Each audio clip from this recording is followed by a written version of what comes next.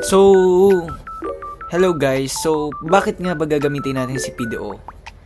PDO is PHP Data Objects.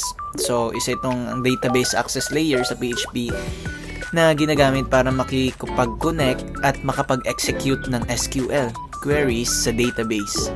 Halimbawa sa ating MySQL, sa SQLite, PostgreSQL at iba pa. So, marami po yan. So, usually, nakikita natin yan sa pag-create ng Laravel. So, kunwari, try natin. Laravel new pp. So, ayan, dito.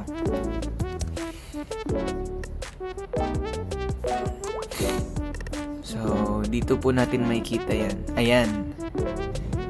Ayan yung mga database natin. Si SQLite, MySQL, MariaDB, which is the most common, and PostgreSQL, which is nabanggit kanina. So, here, ito po. Ito siya. So, makikita nyo naman. So, balik tayo. So, si PDO is paraan para makipag-usap ang PHP sa database.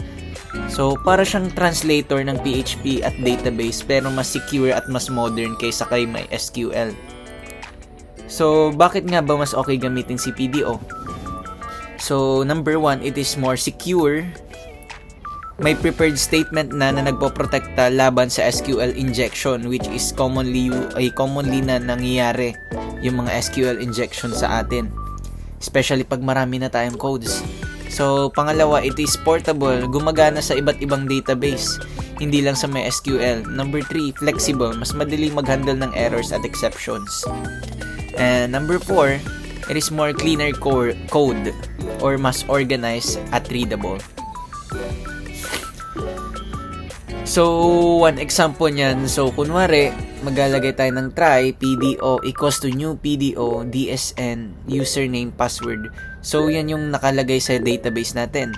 So, si DSN, si username, and si password or yung password ganito. So, lagi na lalagyan ng catch, which is the PDO exception. Try is for that PDO, new PDO, etc. So, ganun siya. So, kailan nga natin ginagamit si PDO? So, si PDO ginagamit natin sa PHP system na may database, login registration, CMS, dashboards, and etc. Kung gusto mo rin naman ng secure at reusable database code, okay din gamitin si PDO. And kung gusto mong gumagana kahit anong database engine, so okay rin siya. So, ayun. So, good day everyone. So, explain muna natin dito yung code natin. So, punta muna tayo kay add user. So, sa add user natin, which is nakalagay kay Ajax. So, first things first, require once. So, ito si require once natin. So, kinoconnect ang PHP script sa iyong database file. So, dito nakastore yung con na PDO connection. So, sa requirements includes auth check naman, sinisiguro nyo muna na authorize yung user bago mag-add ng bagong user. So, halimbawa, admin, ganyan. So, dito naman sa full name, email, password, role, depth. So, ito yung kumukuha ng value na pinasa mula sa form or sa post method. So, si trim, tinatanggal niya yung extra spaces bago at pagkatapos ng mga text. So, yung question mark, yung double question mark. So, kung wala or undefined na tinatawag, magiging empty yung string natin. So, sa dep ID naman, ayan. Sa dep ID, null kung walang department ID. So, next naman. So, as you can see, meron siyang sa if is full name, email, echo full name. So, this is the basic validation. So, tinitingnan kung may laman ang full name, email, at password. So, sa hash password naman natin, eto, hash password hash para mas ma-encrypt ang password bago i-save sa database. So, sa password default, yan, sa password default naman natin, automatic na pumipili ng pinaka-modern na hashing algorithm. So, ginagamit naman natin si try and catch. So, meron tayong try and catch. try and catch ginagamit para i-handle ang mga error na hindi bumagsak ang script natin. So, ayan. Move forward tayo sa fetch. So, sa fetch naman, ganun lang din ulit.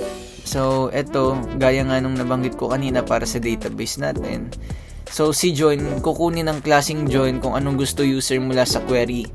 So, kunwari, join left, join right, ganyan. Inner join, left join, ayan. Show all departments left table but not user without department. So, naka-highlight naman na po. So, si inner join, ipapakita lang na ang mga users na may existing department. Kung walang department or match sa department, hindi lalabas sa result. So, si left join, ipapakita lahat ng department kahit walang user. So, kung walang katumbas na user, magiging null ang full name nito at ang role. So, para sa full join natin, so which is the select from hanggang dito. So, ito. This is our full join. So, si full join natin is pinagsamang left join all department and the right join all users gamit ang union. So, ang union is pagsasama or pagjo-join. So, resulta nito is lahat ng users at department kahit walang match. So, always remember na walang native full join sa MySQL kaya ganito ang workaround.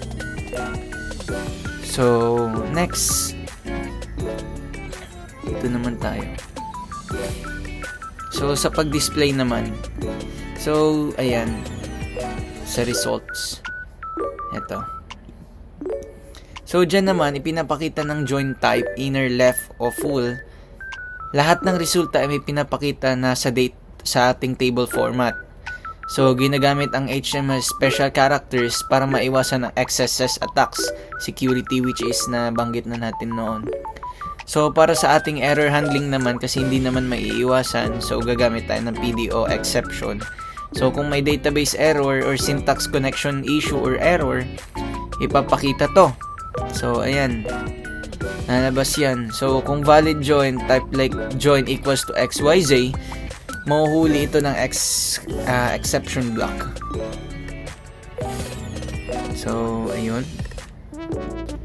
So, dito naman tayo sa ating get hint.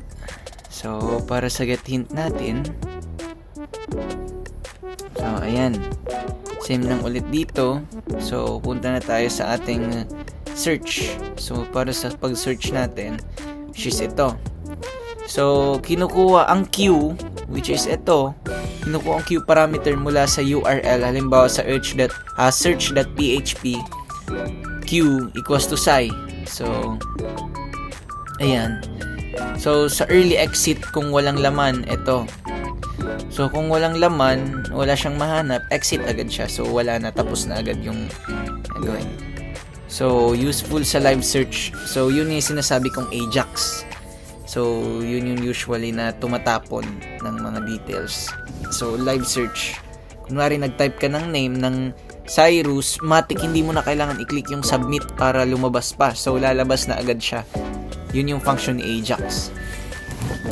So, next. Dito naman tayo sa statement. So, kung magamit na prepared statement, prepare at execute para maiwasan ng SQL injection gaya nga kanina. So, para saan si like? Ayan.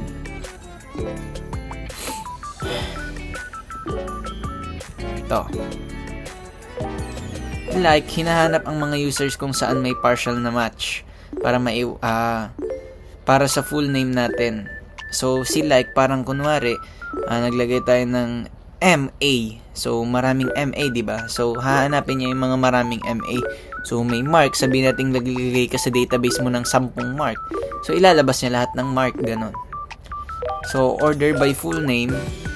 So, para nakaayos alphabetically ang results natin. So, sa fetch OPDO, ito. Binabalik niya lang lahat ng result bilang associative array. So, full name, then ganun, pasunod-sunod din email. So, sa pag-display ng result, ganun lang din ulit. So, yun. Punta naman tayo sa search. So, So, para sa search natin, same lang ulit sa ibabaw. Then, punta tayo sa ayan, tayo sa class natin. So, yung mga class natin. So, madali na lang to. So, hindi ko na to masyado explain. So, ayan. Dito na lang tayo sa may script natin. So, ito. So, para dyan, so, JavaScript AJAX request. So, explanation nito is, kapag walang laman ang input, lilinisin ang output ng text hint. So, ito. So, kapag may input, gumagawa si Ajax ng request or sa gethint.php. So, dun siya agad magdidiretso. So, si onload, so, makikita nyo kung si onload, it is the callback or natakbo kapag natanggap na ang response mula sa server. So, yun lang naman.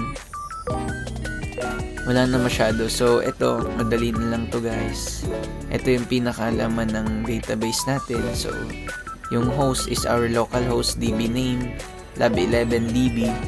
So, pass, dalawang ganun lang. So, ito yung mga table na ginawa natin. Ito yung table natin. So, naka-arrange na yan lahat. So, ito naman para sa insert user natin sa paglagay ng mga details. So, ito yung CSS. SBadmin. Yan. So, dito naman yung mga partials natin. Ayan. Footer, login, logout, navbar. So, pinag-isa na lang natin siya. So, SBadmin din ginagamit natin sa JS as well as sa CSS. So, ayan. Punta na tayo dun sa pinaka-site para mas madali na lang. So, bali punta na po tayo sa user department natin or sa user management. So, nandito na po nakalagay yung mga details. So, let's go. So, here po, nakikita natin yung mga details for sa inner join. Dito yung department name, full name, role, etc. So, yun yung mga nakikita natin doon. In which, dito tayo mag-input ng mga details. At yun din yung mga nakalagay doon sa ating database. So, take note na without the database, this won't be functional. So, importante po na may database tayo. So, ayan. So, here po, ayan. Naglagay tayo ng mga department ID, department name, full name, and role. So, ayan, try natin i-search si Sai Espinosilya or me or my email. So, ayan po. Pag nag-type ka, directly na siya agad lalabas or mariread niya na agad yun. So, ayan. That is one of the use of Ajax. So, base sa explanation ng prof namin. So, ayan. Nakalagay na po dyan. Nakikita naman natin. So, yun po. Diyan yung makikita yung functions and yung pag-input natin ng details. So, that will be